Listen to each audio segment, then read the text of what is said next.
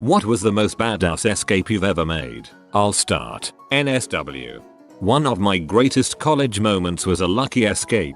I was having a really crappy day and was waiting for the city bus after a rough day of classes. I just wanted to get home, get my buzz on and game a little bit. I was waiting for the bus on a one-way street. Before the bus got there, an SUV with 3 frat guys had pulled up, and they had their window down and were making fun some guy at the bus stop. It's been 8 years maybe, so I can't remember exactly what they were saying to him, but I think he was foreign, possibly an exchange student, but they were blowing this guy a whole lot of crap. As I mentioned, I was already having a bad day, and these guys caught me at the wrong time or something. I'm not confrontational, and I've never been in a fight in my life, but at this moment I was heated. So the light turns green and the guy riding shotgun is hanging out the window and talking crap as they drive away. In a moment of blind rage, I picked up their nearest thing to me, which ended up being a half-drank Starbucks coffee from that morning or something, and sidearmed this thing right at this car. And wouldn't you know it, it was a direct hit on this guy as they are driving away. At some point the lid came off the coffee. I'm not sure if it was before it hit him or afterwards,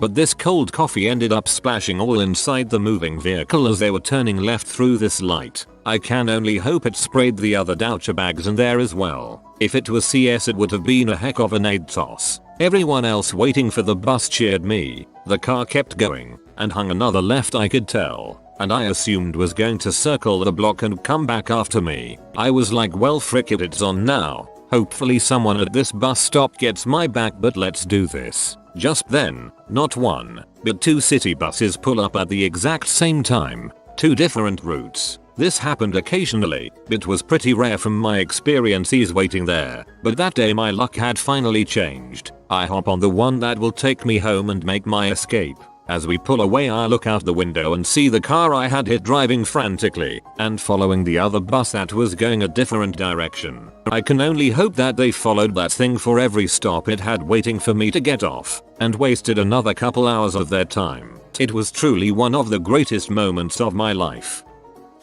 One night, we had firecrackers. A lot of firecrackers. Around 4 AM, we decide to go to the local elementary school and light them off. We're going crazy, having so much fun with it, when my friend remarks, "You know, this kind of sounds like we're shooting guns." At that moment, a police cruiser pulls into the parking lot. He flashes his lights once. We all bolt. We start running through the field and over fences. I look over the fence and notice that there were 3 cop cars stopped. They seem to be talking to each other. 2 of them leave with lights flashing, and 2 officers get out of the other one and start bolting towards us. We run fast. We figure the cops will head towards the road, so we run parallel hopping fences until we can go away from it. At one point, the cops were gaining, so we split up. 1 cop followed each group. I headed towards a large park. Suddenly, I hear growling. The biggest freaking dog ever. It's looking at me. It's angry. I freeze up and the cop catches up to me.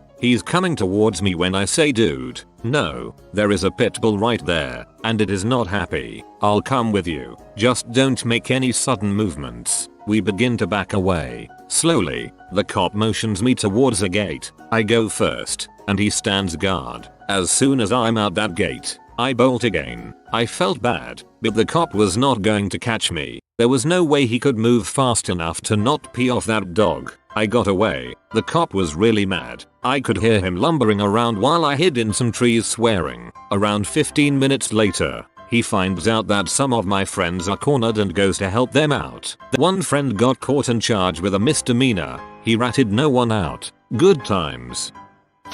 Back when I was 19, I went to Disney with my family. I am the youngest of 4 children and all of my siblings and their sons were of age. So my brothers and sister decide to take me to downtown Disney one night in the hopes I can party with them. One of my brothers pulled a sneak lead under the table when our waiter at some restaurant was checking ages. It worked, though I don't think we fooled him. I think he just gave me a break. Here I am 19 in downtown Disney with the will to drink as much as I want in this particular bar. So naturally we start hammering car bombs. I am plastered within the hour and my siblings and I end up at this club with a revolving dance floor. My sister-in-law decided that she did not want to drink anymore, so she took off her bracelet and hacked it onto my wrist, which worked, and I was getting served at the revolving floor club. Next thing I know, I am dancing with the hottest girl in the place. I am a bit of a nerd, so this is pretty new to me at the time. We are dancing away. I have a drink in my hand when I feel this strong grasp on my shoulder. Disney police. May have been a security guard, I have no idea. To this day I was trashed. My hacked bracelet had fallen off and this guy is asking for my ID. I tell him I don't have it on me and he said I had to go with him to the Disney police station. I don't know where this came from, but the following words came out of my mouth: led the way. The cop guard took my words too seriously and led the way. I immediately did a 180 while ripping off my hat and shirt. I had an undershirt on and stuffed them in my pants for a quick disguise. You know that song where everyone gets in a line and the singer is going to the left, right step now? Well, that song is playing and the whole club is dancing in tune to it while I am moving my way through the crowd on a revolving floor while a crap ton of security guards, police officers are looking for me. This goes on for a couple minutes before one of my brothers finally finds me and helps me to a side exit. I told him to hold on and I merged back into the line dance to score the hot girl's number. I escaped with the number and 7 years later her and I are still together. My uncle was on the 91st floor of the South WTC Tower. Felt and saw a plane freaking crash into the North Tower. He and the two people he was with got the heck out of there as fast as they could. He was about half a block away when the second plane hit. I'd say that's probably better than any escape I've personally experienced. So I was at a college football game visiting my sibling as a teenager. I was drinking quite a bit since this was a college that had excellent tailgating. Also, I had brought a bag of weed with me. I don't know why I brought a bag of weed with me besides the fact that I was smoking with friends before tailgating. Anyways, my sister was able to find me a student ID so that I could sit with her and my friends, who attended the same college, in the student section. After drinking quite a bit, I stumbled to the entrance to the stadium and sat in line to get in. At the front of the line, the security was searching people for hidden flasks because the stadium sold beer and clearly the college wanted to make money. I, as the drunk youngin I was, forgot about the weed in my pocket. The security, unfortunately, found it. So there I was, caught by security, being dragged up to the police table. The cop at the table called for a squad car to come pick me up. At that time, I felt like a trapped animal, sweat and anxiety rushing over me. The security guy, on orders from the cop, pushed me over to the street to wait for the squad car. However, the street was so packed that the squad car would most likely be a couple of minutes. As we stood next to the barricades, a recent mother was attempting to push her stroller through the divide. I, in my drunk mind, decided this was it. I leaned back against the hand of the security guard to make room for the mother and he, luckily, responded to my movement by also moving back. As soon as she made it through the barricade, I jumped the divide and ran faster than I had ever run. I sprinted through the crowd, weaving between other drunk fans, hearing their remarks as I passed, knowing that the security guard was behind me but losing distance. I made it through the first rough patch, ripped off my sweatshirt, and continued. I slowed as the alcohol began to take its toll on my endurance but was cheered on by a couple of drunk guys who yelled, "You can do better than that," encouraged. I picked up speed, rounded a corner, and dove between some parked cars, waiting to see if the security guard had made the distance. Luckily, he did not. After a couple of minutes, I stood up, shaking like heck, and walked across the street off campus. I then proceeded to violently throw up what seemed like the past couple days of food behind an apartment building. Back when I was in high school, I was dating this girl. We'd go back to her house after school and have some fun together quite often. The house is a 2-story house with a door to the front driveway down in the basement hangout area, and a front door about 5 feet to the side and 5 feet higher, middle of the 2 floors, away from the basement door. We're down in the basement having fun, and her mom comes home. Well, actually, there's a window and we see her shadow walk by. Crap tacos. so I scramble to get ready while her mom is fumbling with the keys to the house. I put my hand on the basement doorknob and wait for her mom to start opening the front door. The doors are visible to each other and both make a lot of noise. I had to time this perfectly. I time it and perfectly open the basement door as the front door opens. Her mom is opening the door and walking in and doesn't notice the other door open as I exit. I then closed it when she closed it. I hid behind her car in the driveway for about 5 minutes and then came back up to the front door as if I was just arriving. I have that memory burned into the back of my mind. It was executed perfectly. I knew a Catholic priest who had escaped the invasion of Poland during World War II. According to his story, the Nazis had prepared a boat and had told the priests and followers of the area that they could voluntarily flee the country on that boat. His instinct told him it was a trap, so he stayed back and later watched as the boat sailed away and exploded in the distance, or was set on fire. I don't remember. He knew it was only a matter of time until he was persecuted, and somehow through the chaos he grouped up with a photographer fellow who knew of a group planning an escape at nightfall. So they threw themselves into a pit of dead bodies, playing dead until it was dark, and so made their escape. My escape wasn't really badass, just bad. Back in high school I was casually seeing this girl who lived with her ridiculously overprotective dad. He demanded that she was not to date, let alone sleep with any boys until she was 18. She was 16 at the time. This wasn't much of a problem as my parents were cool, so she would come over to my house and tell her dad she was going somewhere else. Anyway, he goes away one weekend on a fishing trip, so we decided to take advantage of this opportunity and spend Saturday night at her house. We had just begun our adventures when her dad returns home a day early, bad weather or something, and starts heading for her room where we are both naked. So I panic, quickly grab my clothes and think to attempt an ambitious Superman leap out of her window followed by a commando roll on the grass below. Only problem was I didn't realize that her window was shut. My head shatters the glass and I get stuck halfway. Trying to free myself I do a 180, with the glass digging into my stomach and back making scars I have to this very day. My back was arched against the window frame, and I try and wiggle my way out of the glassy death trap head first. Her dad then opens the door to the sight of my legs flailing about trying to free myself, my balls flapping against my thighs and my erection pointing for the sky, which somehow hadn't faded despite all the blood loss. I managed to free myself, get dressed and run home, before mum took me to the hospital. I tore my ACL and meniscus in high school, and with my freshly ruined knee and a full leg immobilizer, went to the craziest party of my life. I got wrecked and decided to stumble home but unknowingly exited the house via a side door, not the front door. This side door had 2 additional steps that I was totally unprepared for. Basically I ate crap down the steps, and my drunk ass ended up face down in the yard. Well, because my leg was locked straight from my hip to my ankle, and because I was OD high and drunk off me mug, I couldn't get up. I dragged myself through the yard to a low-hanging tree branch and hoisted myself standing. As soon as I got vertical, I was blasted with the cop's car-mounted spotlight thingy. Alright young man, party's over. Stay where you are. I gave them my most practiced, hardened EGAF face, and took off running down the street. I hopped 3 fences and ran just over 2 miles with an incredibly injured knee. Freaking thing has never been the same since, and never will fully heal. But I'll be goddamned if I'm not remembered as White Lightning forevermore. Last night my girlfriend's mom walked in on us literally 5 seconds after we put our pants back on. Good thing I don't last for more than like 30 seconds, otherwise it would have been a disaster.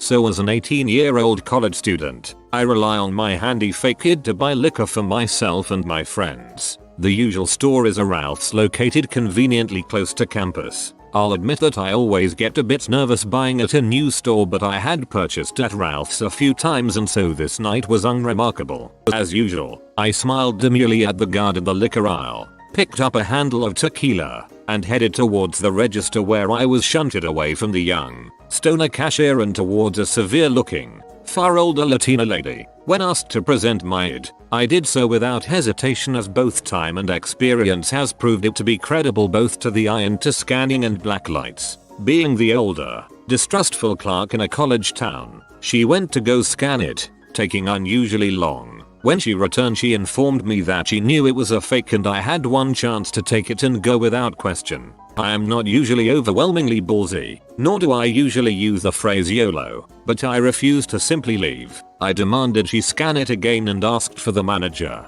She looked utterly skeptical but called over a manager, and once again they retreated to scan my ID together. This time I was informed by the manager to simply take my card and go. Now at this point, I was in too deep.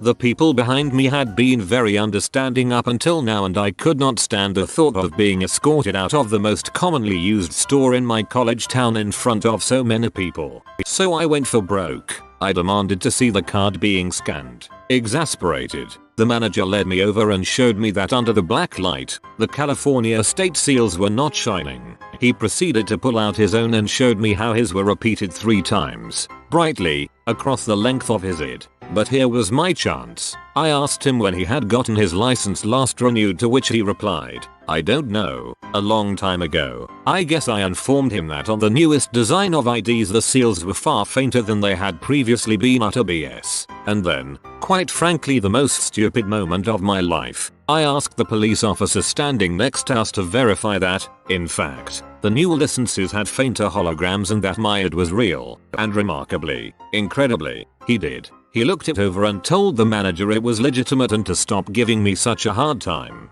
I was escorted back to the register, manager apologizing. He gave me a $5 discount. At the end of my stint as a used bookstore lackey at one of the worst stores in the world, I realized that I had been drawing dongs in books with a Sharpie for months with no repercussions. Turns out, right when I quit, a goddamn avalanche of customers started coming in complaining about finding magic marker dongs in their reading material.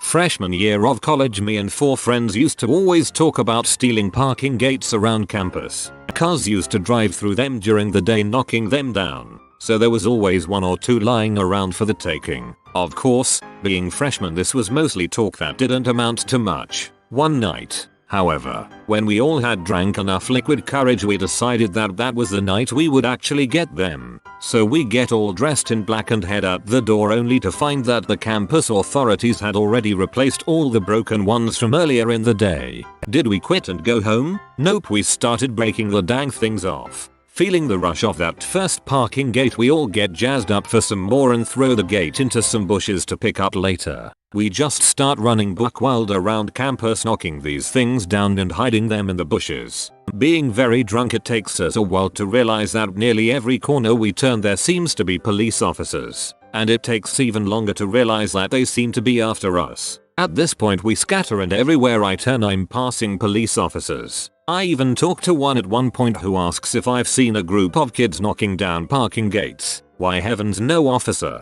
I have not. Somehow none of them seriously turned their attention on me or any of my scattered comrades. One by one we all meet back up behind the student center to gauge the situation. We look around and realize that despite being chased by the police, we all took the time to go back to the bushes and retrieve the parking gates. We have 4 of these bad boys amongst the 5 of us. Turning back home, there is one more police car between us and freedom, and our 5th and final parking gate we had knocked down. Swear to God, we pulled some cartoon crap and casually walked past the police car, about 40 yards away, with the parking gates perpendicular to our bodies, and they didn't notice. We grab the last parking gate and run through some bushes to make it to the back entrance to our dorm. That's not the end though. The next morning we hear from some of the other kids on our floor that were participating in a large hack on the dome in the center of campus that we were all over the police scanners they used to monitor the hacks. Apparently they didn't need to worry about anything that night because all of campus police were focused on 5 idiots knocking down traffic gates. They also heard that they were extremely close to nabbing us several times but couldn't seem to catch us. To this day I have no idea how we escaped. A part of me assumes they must have felt some sort of pity for 5 drunken buffoons zigzagging across campus carrying 10-foot parking gates around. You have been visited by the Be Humble, Be Stay Humble and Believe in Yourself. If you are new to the channel, you can subscribe. I publish new videos every day. Until then, check out another video, or don't. Either way, have a great day you magnificent people.